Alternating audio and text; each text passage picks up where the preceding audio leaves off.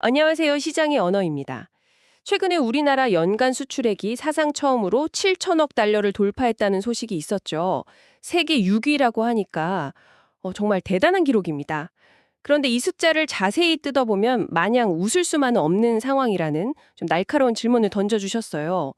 이 거대한 숫자 뒤에는 과연 어떤 이야기가 숨어 있을까요? 네. 그 질문이야말로 지금 우리 경제의 가장 중요한 지점을 꿰뚫고 있다고 봅니다.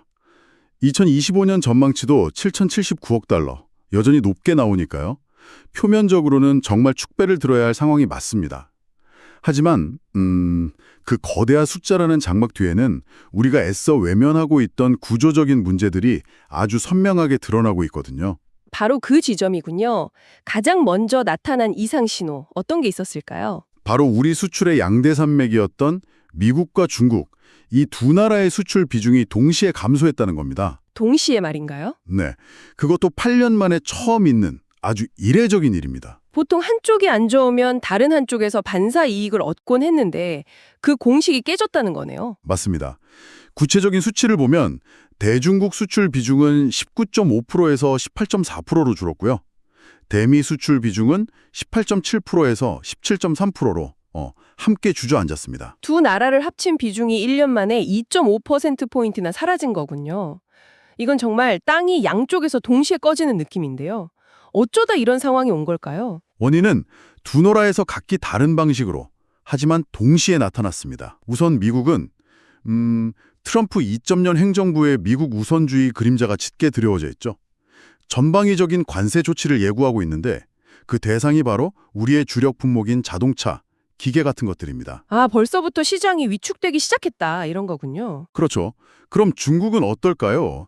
중국의 상황은 훨씬 더 뭐랄까 근본적인 문제입니다. 경기 침체 탓도 있지만 더 무서운 건 중국이 이제 더는 한국산 부품을 필요로 하지 않게 되었다는 점이에요.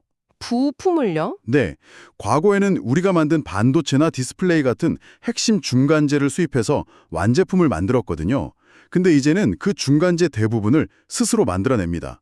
기술 자립에 성공한 거죠. 아, 그러니까 과거에는 우리와 협력하는 고객이었다면 이제는 우리와 모든 걸 다투는 완벽한 경쟁자로 변했다는 말씀이시군요. 정확합니다. 우리에게 부품을 사가던 최대 고객이 이제 우리와 똑같은 물건을 만들어서 우리를 시장에서 밀어내는 가장 무서운 경쟁자가 된 겁니다. 정말 최악의 상황인데 우리 기업들이 가만히 있지는 않았을 것 같습니다. 다른 지역 수치가 눈에 띄게 늘었던데요. 맞습니다. 생존을 위한 필사적인 몸부림이었죠. 바로 수출 다변화입니다. 미국과 중국에서 빠진 빈자리를 메우기 위해서 아세안, 유럽, 인도 같은 신흥 시장의 문을 정말 공격적으로 두드렸습니다. 특히 아세안독 성장세가 대단하더라고요. 네, 아세안으로의 수출액이 1225억 달러를 기록하면서 7.4%나 늘었습니다. 이제 2위인 미국과의 격차가 불과 4억 달러밖에 나지 않을 정도가 됐고요. 그 외에도 EU나 CIS, 인도 쪽 수출도 역대 최대치를 기록했습니다. 위기 속에서 새로운 길을 찾은 셈인데 이걸 성장형 확장이 아니라 생존형 확장이라고 표현하셨어요. 어떤 차이가 있는 건가요? 시장 지배갭을 치우기 위해 새로운 영토로 나아가는 게 성장형 확장이라면요.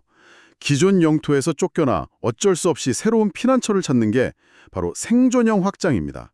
물론 대단한 일이지만 그 배경에는 우리가 가장 자신 있던 시장에서 밀려났다는 뼈아픈 현실이 있다는 걸 봐야 합니다. 결국 더 빨리 달리고는 있지만 사실은 제자리를 지키기 위한 질주에 가깝다는 말씀이시네요.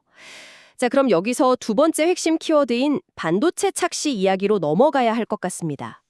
이 7천억 달러라는 숫자가 사실 다른 문제들을 가리는 연막 역할을 하고 있다는 거죠. 그랬습니다.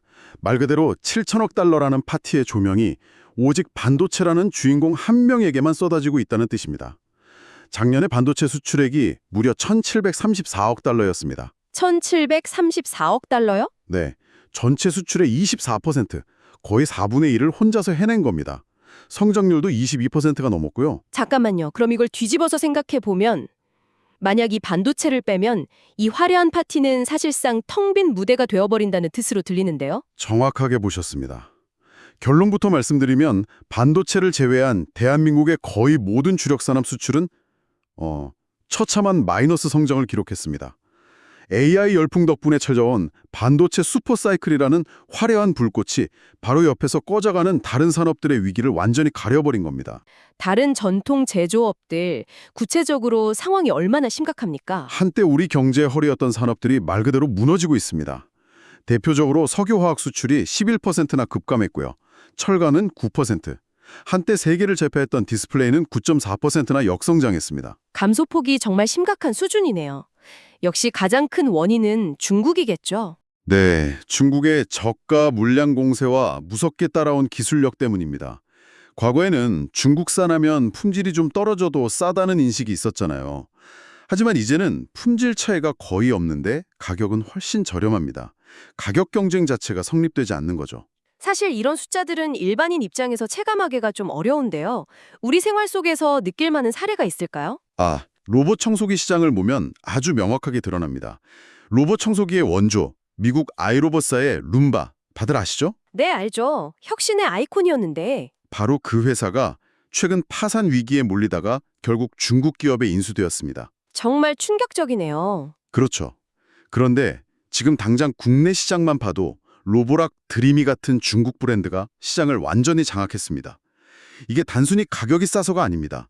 더 무서운 사실은 이 제품에 들어가는 핵심 부품들, 그러니까 모터, 센서, 배터리까지 이 모든 생태계 자체가 이제 중국을 중심으로 완전히 재편되었다는 겁니다. 부품 없이는 뭘 만들 수도 없는 상황이 되어버렸군요. 네, 이제 중국은 과거의 세계의 공장이 아닙니다. 그럼 지금의 중국이 무서운 진짜 이유는 뭔가요? 두 가지입니다. 압도적인 생태계와 막대한 인재입니다. 압도적인 생태계라는 건 방금 말씀하신 부품 공급망 같은 걸 말하는 건가요? 그것을 포함한 모든 것입니다. 희토류 같은 원자재부터 부품, 완제품 생산 라인, 물류 인프라, 심지어 저렴한 전기료까지 제조업에 필요한 모든 것이 중국이라는 하나의 몸 안에 완벽하게 갖춰져 있습니다. 단순한 공장이 아니라 거대한 제조 요새가 된 거죠. 생태계만으로도 벅찬데 막대한 인재는 또 어떤가요? 규모가 상상을 초월합니다. 중국에서는 매년 150만 명의 이공계 엔지니어들이 쏟아져 나옵니다.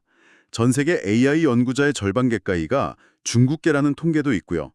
이 인재들이 기술 개발 속도를 미친 듯이 끌어올리고 있는 겁니다. 그런 거대한 제조 요새를 마주한 우리 대기업들은 어떤 선택을 하고 있습니까? 안타깝지만 생존을 위해 탈한국을 가속화하고 있습니다. 현대차는 이미 생산의 60% 이상을 해외에서 하고 있고요. 삼성이나 SK하이닉스 같은 반도체 기업들도 해외 공장 비중을 계속 늘려가고 있죠. 이건 정말 아이러니하네요. 기업의 수출 실적은 잡히는데 정작 우리 땅에 있는 공장은 줄어드는 거잖아요. 바로 그게 제조업 공동화의 비극입니다. 수출액 숫자는 늘어나는 것처럼 보이지만 국내의 양질의 일자리는 사라지고 내수 경제에 미치는 낙수 효과도 기대하기 어렵게 되는 거죠. 외부 환경도 어려운데 굳이 국내를 떠나게 만드는 내부적인 요인도 있을까요? 안타깝게도 내부적인 문제도 분명히 존재합니다. 기업 활동을 위축시키는 경직된 규제 환경이 해외 이전을 부추기는 요인이 되고 있다는 지적이 많습니다. 현장에서는 중대재해처벌법이나 주 52시간제 같은 것들이 자주 거론되죠. 물론 법의 취지 자체는 근로자 보호라는 중요한 가치를 담고 있지 않습니까? 물론입니다. 그 취지를 부정하는 사람은 아무도 없습니다. 다만 현장의 특성을 고려하지 않은 획일적인 규제가 의도치 않게 생산 비용을 높이고 경쟁력을 떨어뜨리는 부작용을 낳고 있다는 겁니다. 다른 나라에는 없는 규제 때문에 우리 기업들만 모래주머니를 차고 뛰는 것 같다는 하소연이 나오는 거죠. 이야기를 들을수록 점점 더 암울해지네요. 이 위기를 대체할 새로운 희망의 불씨는 정말 없는 걸까요? 다행히 아주 긍정적인 신호도 있습니다. 바로 K-콘텐츠의 부상과 그로 인한 새로운 소비재 수출의 성장입니다. K푸드나 K뷰티 같은 것들이요. 네, 지난해 농수산식품 수출액이 12억 달러, 화장품이 14억 달러로 둘 다 역대 최고치를 경신했습니다. 문화의 힘이 실물 경제로 연결되는 아주 좋은 사례라고 할 수 있습니다. 그렇다면 이 K소비재들이 반도체나 자동차의 빈자리를 채워줄 새로운 주력 산업이 될 수 있을까요? 분명 중요한 성장 동력이지만 아직은 냉정하게 봐야 합니다. 이들 수출액을 모두 합쳐도 반도체나 자동차 같은 주력 제조업의 거대한 규모와 비교하면 아직은 격차가 큽니다. 우리 경제라는 배의 훌륭한 보조 엔진은 될 수 있지만 주력 엔진의 역할을 하기에는 아직 시간이 더 필요합니다. 그렇군요. 결국 고장나고 있는 주력 엔진을 어떻게든 고쳐야 한다는 결론이네요. 중국과 가격 경쟁은 이제 불가능하다고 하셨는데 그럼 우리에게 남은 마지막 방법은 뭘까요? 이제 우리가 가야 할 길은 단 하나뿐입니다. 가격 경쟁이 아닌 압도적인 효율로 승부하는 겁니다. 압도적인 효율이라 구체적으로 어떤 방식인가요? 바로 스마트 팩토리와 AI 기술의 전면적인 도입입니다. 최근 삼성전자가 국내 중소기업들의 낡은 공정을 혁신해주는 프로젝트가 아주 좋은 사례인데요. 오래된 공장에 AI 기반의 센서와 로봇을 도입했더니 불량률이 획기적으로 줄고 생산성은 두세 배 이상 폭발적으로 증가했습니다. 아, 단순히 공장을 자동화하는 수준을 넘어서는 개념이군요. 그렇습니다. 사람이 하던 단순 반복 업무는 AI와 로봇에게 맡기고 사람은 더 창의적인 기술 제조로 진화하는 겁니다. 이것만이 중국의 공세를 이겨내고 국내 제조업 기반을 지킬 수 있는 거의 유일한 생존 전략이라고 생각합니다. 오늘 긴 이야기를 나눠봤는데요. 다시 처음 질문으로 돌아가서 수출 7천억 달러, 이 숫자를 어떻게 정리할 수 있을까요? 세 가지로 요약할 수 있겠습니다. 첫째, 7천억 달러 달성은 분명 성공적인 지표입니다.